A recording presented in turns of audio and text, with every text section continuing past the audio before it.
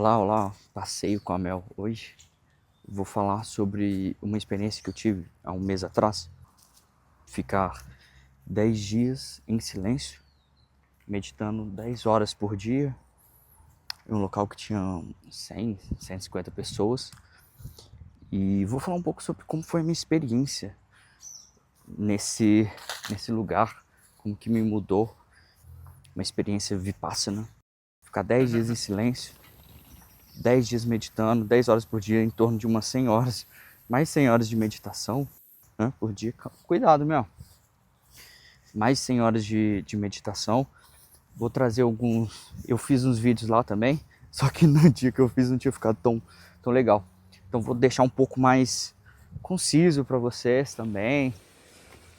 E me fala o que você acha disso, né? Se você já teve uma experiência parecida. No início eu imaginei que eu não iria conseguir participar, ficar nessa experiência, porque eu achei que ia ser muito difícil ficar em silêncio, muito difícil ficar em silêncio, principalmente ficar meditando 10 horas por dia. Mas o principal, a gente tinha duas alimentações sólidas, uma 6:30 da manhã, outra 11, e às 17 a gente comia duas frutas, uma fruta às vezes, duas frutas. E isso, eu sou um cara que eu gosto muito de comer, me alimentar. Então o meu receio era esse, ficar sem comida direito. Vem cá, Mel, vem cá, Mel, vem. A Mel parece um coelhinho, vai. Vai, Mel, pula, pula. Parece... Deixa ela aí um pouco. Pegar carrapicho. Tiveram algumas das experiências que foram extremamente marcantes para mim, sabe? Lá a gente divide o quarto com uma pessoa, então eu não poderia fazer nem sinal, não podia fazer sinal com a cabeça, com o rosto. A ideia é a gente olhar para baixo para a gente não matar animais. Isso também foi muito, muito massa, assim, de 10 dias a gente não pode matar um mosquito, uma formiga, tem que olhar para baixo, respeitar os animais e tudo. E aí essa parte foi bem legal, bem interessante também, mas a parte da meditação foi bem desafiador. Ficar sentado 10 horas por dia em posição de meditação, foi um desafio, sabe? E eu acho que depois que você faz isso e você consegue, você sente muito mais casca grossa. Lá a gente trabalha muito um termo que é firme determinação. O que é firme determinação? Tem que ficar uma hora sentado sem nos mexer. E a gente começa a sentir muita dor nas costas, porque a sua atenção fica extremamente aguçada. E lá você começa a perceber a sua mente fica extremamente aguçada. Muito causadas pela mente, porque a mente ela produz pensamentos que são pensamentos difíceis demais, né? Dores demais. Lá eu era alimentado, tinha um lugar para dormir, tinha seguro e eu ficava, cara, quero ir embora, não tô aguentando. Então todo dia fica passando esse pensamento, eu não vou dar conta, não tô aguentando ficar nesse lugar, vai ser difícil pra caramba pra mim, eu não consigo viver uma experiência dessa. Então a mente vai formulando, quero ir embora, quero ir embora. Só que eu não tinha como ir embora, porque eu tinha ido de carona e a pessoa que me deu carona, a gente não se falava, né? Então não dava pra ir embora. Assim. Outro ponto que foi muito, muito interessante é que você começa a ver o quão sua mente ela é poderosa, porque o fato de treinar muito a atenção, a gente vai treinando a atenção, treinando a atenção, e você começa a perceber todo o seu corpo, você começa a lembrar de memórias profundas, você consegue relaxar também de um nível que aqui fora é muito difícil da gente relaxar, porque a gente tem muita preocupação o tempo todo, muitos pensamentos o tempo todo, e lá a gente se fecha ou até e apenas um bom silêncio, um pensamento interior, sabe? A gente alcança um nível de silêncio que a maioria das vezes é difícil de se ter, sabe? Vem, Mel. Vem. E no dia a dia, lá a gente fica muito parado, então você começa a ver as singelezas das coisas, ver coisas que a gente não está acostumado, uma borboleta, um cair frutos, nectarzinhos das árvores, você começa a ver os pozinhos, então sua atenção fica extremamente aguçada. E aqui a gente é treinado a ter desatenção devido ao celular, devido às coisas do dia a dia. A gente treina muito esse processo de desatenção. E aqui a gente treina desatenção com o celular. Lá a gente treina outra coisa, que nós treinamos a atenção plena, estar plenamente atento, estar plenamente focado. Outro aspecto que a gente aprende conectado consigo lá mesmo é equanimidade, que é deixar sua mente mais equânime, tranquila, calma, diante de pensamentos difíceis e sensações desagradáveis. Então até diante de eu estava com muita dor nas costas, começava a doer. Então eu olhava para aquela dor e tentava não reagir a ela, não me mexer, não tentar consertar o meu corpo, só sentia dor pela dor, e deixava a dor passar, porque uma hora ela passava, toda dor passa. E essa é uma aprendizagem que a gente tem lá. Toda experiência difícil, todo sofrimento passa, tudo acaba em um determinado momento. Se não passou é que a gente não esperou tempo suficiente. E ter equanimidade, ter uma mente tranquila, uma mente calma diante desse sofrimento, nossa, traz uma paz, porque você não está reagindo. Você não está mais reagindo. E a gente entra nesse processo de reação o tempo todo na nossa vida. A reação faz parte da nossa vida, do nosso cotidiano.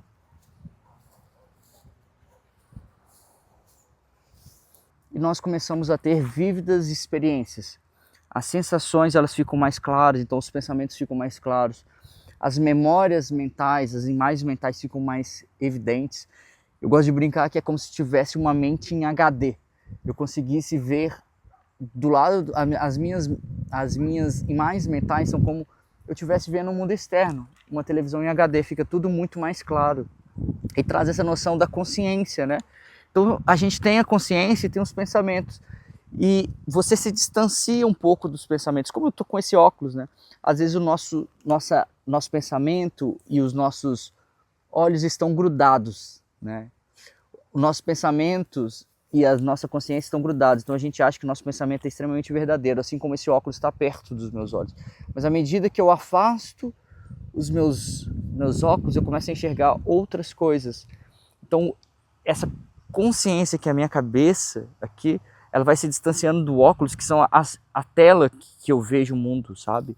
Então eu vou me afastando, descolando, desfusionando desses pensamentos. E isso é muito legal, porque o pensamento não te controla mais. Você tem a consciência das suas sensações, muitas das vezes pensamentos, mas eles não mandam em você. Pra gente congelar, colar, grudar, os pensamentos difíceis grudar na gente, a ansiedade grudar na gente, o pensamento de tristeza grudar na gente, o pensamento de dor, a mágoa, o rancor, a vergonha, o ciúme, a inferioridade, tudo gruda na gente. Mas à medida que você vê como coisas separadas, ok, um pensamento, minha consciência, você vai se libertando. E é um caminho de libertação, um caminho de iluminação. Um ponto legal que eu tive também foi uma experiência de autorresponsabilidade muito forte. Eu tive um sonho que eu quero contar para vocês. E esse sonho me marcou muito, que foi um sonho que eu fui no sonho, eu fui ao médico e cheguei no médico e falei assim, cara, preciso fazer uma cirurgia no meu coração. Ele, você não dá pra ver, você não tá com um problema. Eu falei com ele, eu tenho um problema assim. E isso, as cenas estavam extremamente vívidas na minha mente. E aí o médico falou, cara, eu não vou fazer. E aí eu saí escondido, peguei o bisturi do médico e fui pra uma sala lá e cortei meu peito nesse sonho. Cortei meu peito, tirei meu coração fora, peguei as artérias, fiz a cirurgia nas minhas artérias e no sonho tava doendo pra caramba, porque tava extremamente vívido, tava doendo, eu tava com dor ao fazer essa cirurgia. E aí eu fiz a cirurgia, fechei meu peito, fechei o coração e tal. E depois eu novamente precisei de voltar ao médico, porque tava vazando um pouco de sangue, né? Isso com muita dor, muita dor. Aí eu volto em outro médico e o médico fala assim pra mim, cara, eu fecho seu peito, né? Eu te ajudo a fechar, mas você não deveria ter feito isso. e eu viro pro médico e falo, a cirurgia que eu tinha que fazer, só eu poderia fazer em mim mesmo. E foi uma metáfora para mim, uma metáfora de autorresponsabilidade, de que as coisas que eu tenho que fazer, só eu posso fazer por mim, né? Não posso passar para minha mãe, para meu pai, para minha psicóloga, para o meu psicólogo, para os meus amigos. Só eu posso tomar decisão na minha vida, só eu posso tomar um caminho de mudança. Eu acredito que existem importâncias, né, das nossas organizações sociais, dos governos, organizarem para dar suporte, obviamente, né, eu não estou dizendo que a gente não precisa ter suporte social, né, e que existem desigualdades, eu realmente sei que existem desigualdades aqui, mas a gente está vivendo num momento que a nossa autorresponsabilidade tem sido deixada de lado, a gente tem passado a nossa responsabilidade para o outro, a responsabilidade de cuidar dos nossos filhos, a cuidar de nós mesmos, o autocuidado, cuidar da nossa saúde vai para o médico, cuidar dos nossos pais vai para cuidar da gente vai para outra pessoa, e aí a gente vai só transferindo essa responsabilidade. Cuidar dos nossos filhos a gente transfere, cuidar do cachorro a gente transfere, né? Põe outra pessoa para passear com ele, e aí a gente vai só se perdendo cada vez mais nesse caminho, né? E um pouco é disso, assim, o segundo ponto foi essa autorresponsabilidade. A gente precisa tomar autorresponsabilidade. Processo de autocurativo. Você que tem que fazer a cirurgia no seu próprio coração. Se você não tomar a rédea da sua vida, infelizmente ninguém vai tomar por você. Foi um lugar que subiu todos os dias em silêncio. E tinha dia que dava muita vontade de desistir, né? Então quando a gente tava lapidando, o diamante dói, né? Então doeu a experiência aqui. Mas doeu e foi boa ao mesmo tempo, foi engrandecedora, me fez crescer. Quero ver resultados e vou trazer aqui, vou falar para vocês depois dos resultados, das experiências, porque eu vou continuar praticando, já pratico a meditação, mas eu nunca tinha ido num nível tão profundo como eu fui.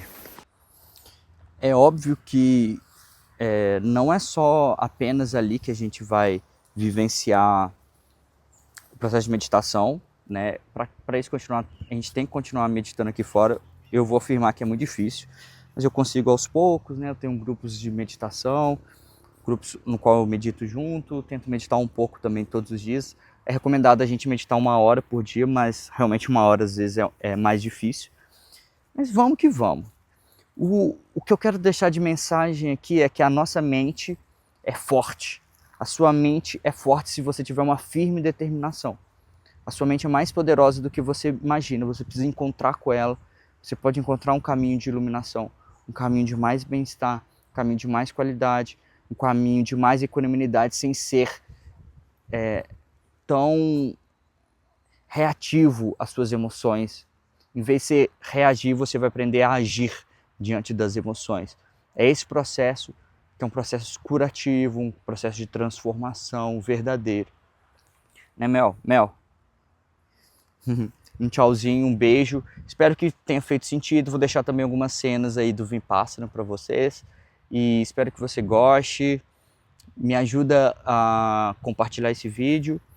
Deixa um like aí também. E obrigado. Um grande beijo.